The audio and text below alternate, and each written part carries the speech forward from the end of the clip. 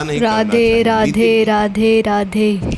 जो अपने पास सुख की सामग्री है उसे दूसरों को देने की भावना रखता है, जो भगवत अर्पित प्रसाद, जो अपने गुरुजनों की बड़ों की आज्ञा नम्र होकर स्वीकार करता है, जी ऐसा ही करेंगे।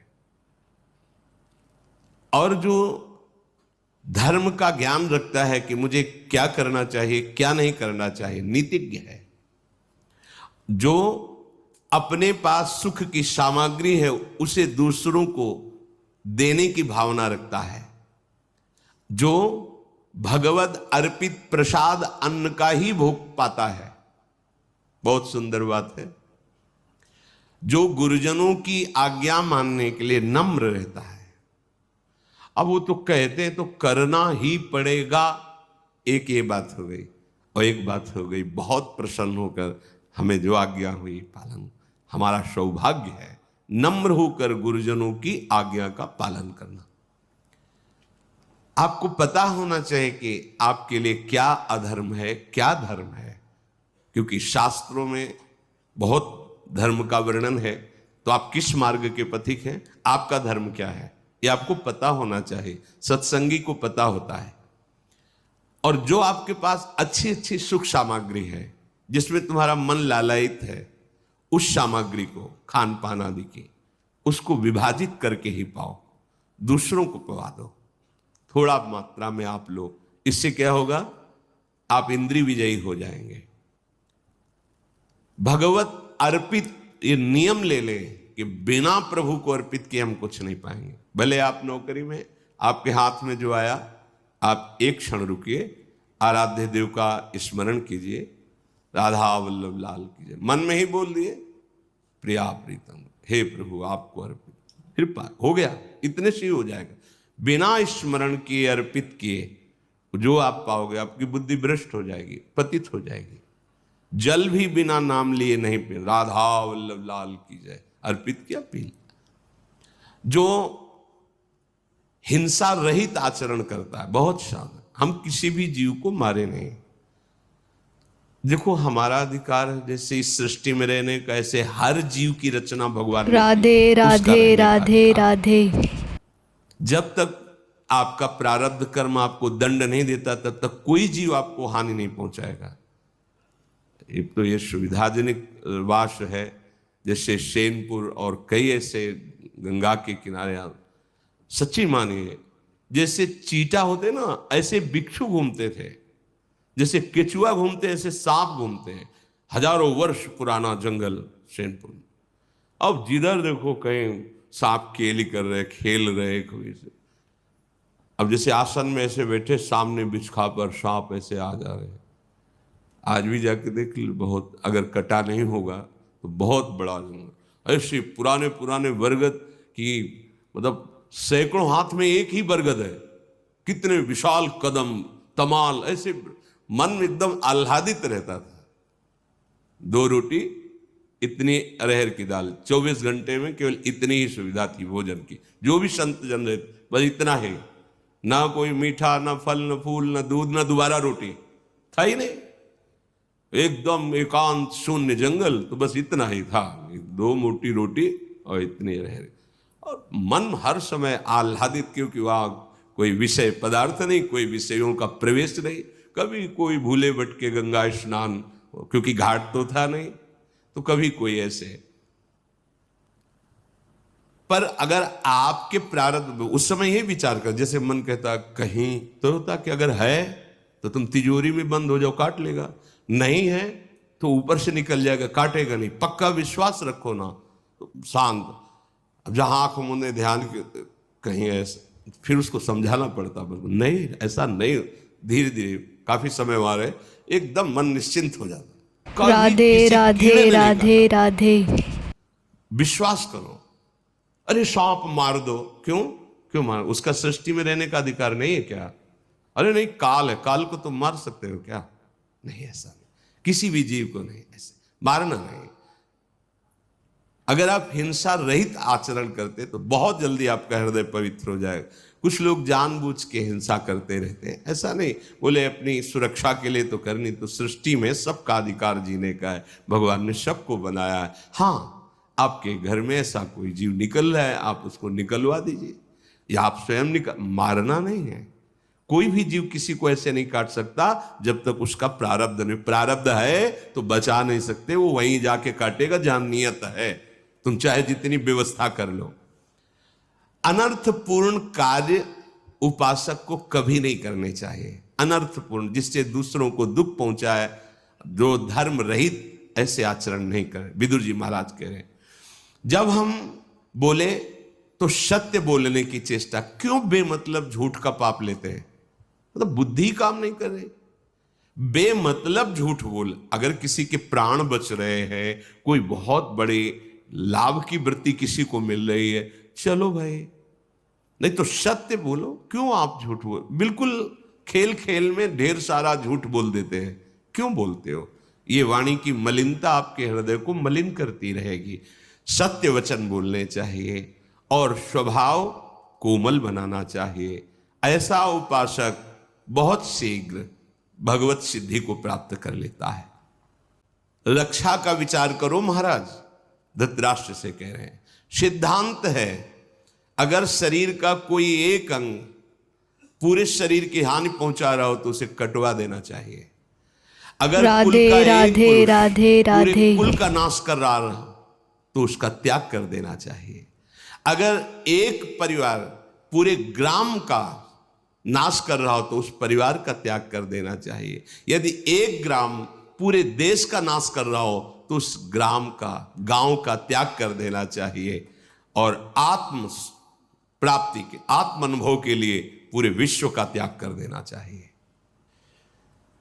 यदि पुत्र शयाना हो जाए, कर्तव्य का निर्णय करने योग्य हो जाए, अगर पुत्री है और उसका किसी वर के साथ पाणिग्रह कर दिया जाए, तो फिर गृहस्थ को चाहिए कि वो मुनि वृत्ति धारण करके अपने जीवन का चरम परम लक्ष्य प्राप्त करे, अर्थात भगवत प्राप्ति में।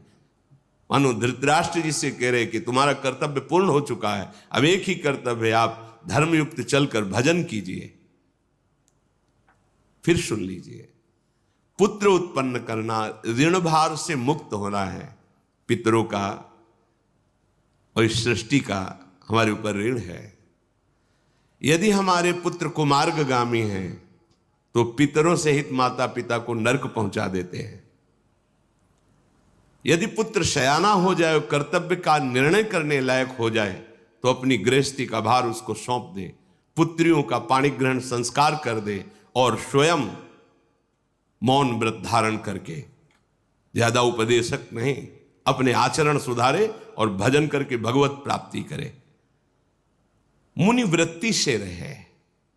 मुनिवृत्ति मननशील महात्मा, हर समय भगवान के नाम रूप का चिंतन, आत्मस्वरूप का चिंतन, जो संपूर्ण प्राणियों के लिए हितकर राधे हो, राधे राधे अपने लिए राधे। परम लाभदायक हो और ईश्वर अर्पण बुद्धि से किया जाए, वही कर्म सिद्धि प्रदान करता है।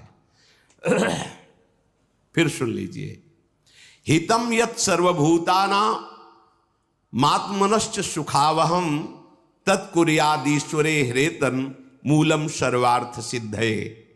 जो संपूर्ण प्राणियों के लिए हितकर हो, अपने लिए सुखद परम लाभ प्रदान करने वाला हो और भगवद अर्पण बुद्धि से किया गया हो, वो कर्म सिद्धि प्रदान करता है, अर्थात वो कर्म योग हो जाता है और उसे भगवत तत्व का बोध प्राप्त होने की क्षमता आ जाती है।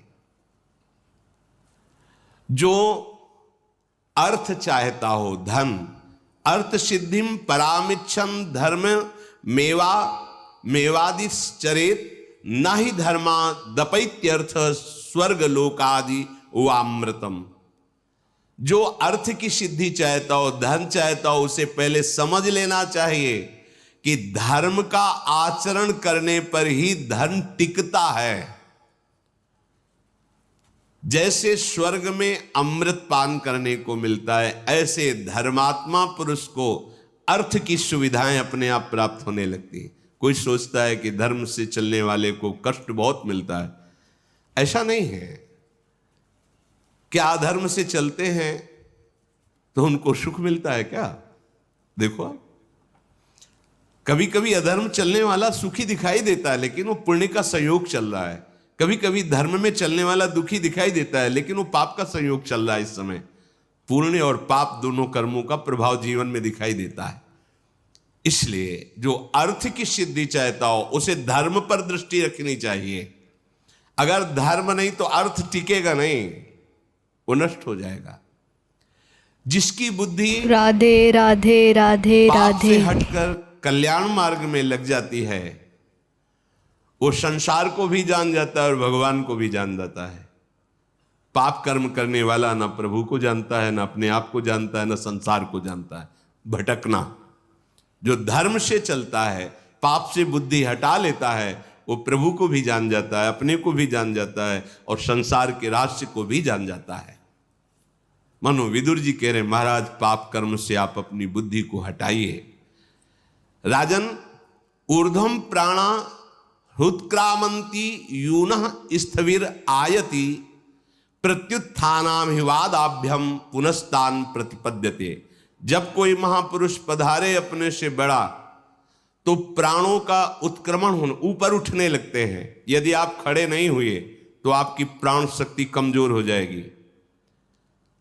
अगर कोई आपसे ज्ञान वृद्ध वयोवृद्ध आ रहा है तो आप खड़े हो जाइए। इससे आपकी प्राण शक्ति बलवान होगी, आयु बढ़ेगी, बुद्धि पवित्र होगी। यदि आप उठे नहीं तो आपके प्राण कमजोर हो जाएंगे, प्राण शक्ति कमजोर हो जाएगी। देखो ना कैसी कैसी भावनाएं, कितनी बुद्धि कमजोर, कितने शरीर कमजोर हो रहे, आत्मबल क्षीण हो रहा है। क्यों? धर्म का आचरण नहीं है। रोज माता पिता के उठ के चरणों में माथा रखना, भगवत स्मरण करना, धर्म पूर्वक आचरण। अभी देखो तेज आ जाएगा, बुद्धि आपकी प्रवीण हो जाएगी, आपके प्राण बलिष्ठ हो जाएंगे। ऊर्ध्व प्राणम हृत्क्रामंती। जब कोई महापुरुष पधारता है आप खड़े नहीं होते, आप प्रणाम मुद्रा में नहीं होते, राधे तो आपकी राधे आयु, राधे प्राण, राधे आत्मा, ये सब कमजोर हो जाएगा। इसमें लाभ है, एक तो मर्यादा भी है और लाभ भी है। इसलिए महाराज, अगर आप में खड़े होने की सामर्थ्य है, कोई महापुरुष पधारे तो उठ करके हाथ जोड़कर नमन मुद्रा में खड़े हो जाना चाहिए। धीर पुरुष को चाहिए कि जब कोई साधु पुरुष पधारे तो उसे भगवत स्वरूप भाव से देखे, मानो मेरे भगवान पधार रहे हैं। ऐसे पहले उनको खड़े होकर के नम्रतापूर्वक हाथ जोड़ करके प्रणाम मुद्रा, फिर आसन, फिर जल आदि के द्वारा चरण पखारना, फिर कुशल मंगल पूछ करके उनसे आज्ञा के लिए हाथ जोड़कर प्रार्थना, क्या आज्ञा है आपकी, क्या सेवा करें। जो क्रोध करने वाला है वो इन आचरणों को कभी धारण नहीं कर सकता, क्योंकि क्रोध कामना से उत्पन्न होता है और कामी पुरुष में इतनी क्षमता नहीं होती कि वो ऐसे मंगलमय आचरणों का निर्वाह कर सके। काफी जो सत्संगहीन है उनको देखा गया है ऐसे ठाकुर जी के सामने खड़े, यह अपराध है। कोई गुरुजन आ रहे हैं तो ऐसे खड़े, अरे नहीं भाई, इतने में क्या चला जाता है प्रभु के सामने, भगवत प्रेमी महात्माओं के, इससे तुम्हारा मंगल होगा। वो ऐसे अभिमान है ना, ऐसे ये तुम्हारा अभिमान ही तुम्हारे लिए काफी है नष्ट करने के लिए, कोई और दूसरा नष्ट नहीं कर सकता। आपका अभिमान, आपका ज्ञान, आपकी ये मनचली वृत्ति ही आपको नष्ट कर देगी। जो कभी क्रोध को बाहर प्रकट नहीं होने देता, जो एक सी समझ रखने वाला है कि सब में प्रभु विराजमान है, किसी भी हानि में शोकग्रस्त नहीं होता, जो संधि करने में बहुत प्रवीण है, किसी भी बात को प्रतिकूलता में न ले जाकर अनुकूलता में ले आना, नम्रता, विनम्रता, राधे दयनीयता, राधे राधे मृदुता, राधे ऐसे भावों के द्वारा उसके कटु विचारों से अपने को न फंसाना, मृदु व्यवहार से उससे संधि कर लेना। जो प्रिय अप्रिय में समान भाव रखता है वो सन्यासी ही कहा जाता है, चाहे घर में रहे चाहे बाहर रहे। सात लक्ष्मी हैं, पूजनीया महाभागा पुण्याश्च गृह दीप्तया स्त्रियः श्रियो गृहस्योक्तास् तस्माद् रक्षा विशेषता। स्त्रियां घर की साक्षात लक्ष्मी हैं। जिस घर में स्त्रियों का अपमान निरादर होता है वहां शांति नहीं हो सकती, वहां ऐश्वर्य नहीं बढ़ेगा, वहां अनिष्टकारी चेष्टाएं प्रारंभ हो जाएंगी। माताओं बहनों को भी चाहिए कि जिस घर में आप गई हैं, आपका आचरण, आपका स्वभाव उस घर में सुख हेतु बने, जो आपको, आपके व्यवहार को, आपकी वाणी को सुने तो लगना चाहिए धन्य है हमारे भाग्य जो ऐसी बहू घर में आई, ऐसी बेटी घर में आई। और पुरुष को चाहिए पूजनीया महाभागा पुण्यास्य गृह दीप्तया, ये महाभाग्य से प्राप्त हुई है, बड़ी पुण्यवान है, ये हमारे घर को प्रकाशित करने वाली है, क्योंकि इनके गर्भ से पुत्र होगा और कुल परंपरागत, चाहे पुत्र हो या पुत्री बराबर, हमारी कुल परंपरा और हमारे गृह देवी हैं ये, घर की राधे लक्ष्मी राधे हैं। ऐसे राधे पूजनीय राधे। पवित्र भाव रखे, ये निकृष्ट भाव नहीं, तुम पुरुष हो ये हमारी, ऐसा नहीं। गाड़ी का पहिया कोई छोटा बड़ा अगर होगा तो गाड़ी नहीं चल पाएगी, समान तो फिर मार्ग तय हो जाएगा। जैसे वो आपको अपने प्रभु स्वरूप देखती तो आप भी उसको पूजनीय भाव से देखिए, आदर बुद्धि से देखिए। पुण्यास्य गृह दीप्तया, वो पुण्य वर्धन करने वाली, आपके घर को प्रकाशित करने वाली है, इसलिए इन बातों का विशेष ध्यान रखें। ये क्यों उपदेश करें धृतराष्ट्र जी को कि आपकी घर की ही बहू है द्रौपदी, आपने बैठे हुए सभा में सब कुछ सुना, देख नहीं पा रहे लेकिन सुन रहे थे और आप चुप थे। उसका नाश हो जाता है जिसके घर में स्त्रियों के साथ ऐसे व्यवहार होते हैं, नष्ट हो जाते हैं, पक्का नष्ट हो जाते हैं। और जो स्त्रियां ऐसे क्रूर कर्म करती हैं वो भी दुर्गति को प्राप्त होते हैं। ऐसा नहीं कि एक ही पक्ष, दोनों पहिए समान होने चाहिए, तब वो गाड़ी यात्रा सही करती है। ऐसे ही ये गृहस्थ धर्म की यात्रा है, पति और पत्नी दोनों एक दूसरे को प्राण भाव समर्पित करके, एक दूसरे से मन मिला करके भगवत आराधना करते हुए गृहस्थ धर्म में चले तो भगवत प्राप्ति दोनों को हो जाएगी। वो मित्र नहीं है जिसको ज्ञान ना हो और मन बस में ना हो, ऐसे को कभी मित्र नहीं बनाना चाहिए। आजकल फ्रेंड उसी को बनाते हैं जो जितनी गंदी आदत सिखा सके, नशा करना, गंदे आचरण करना।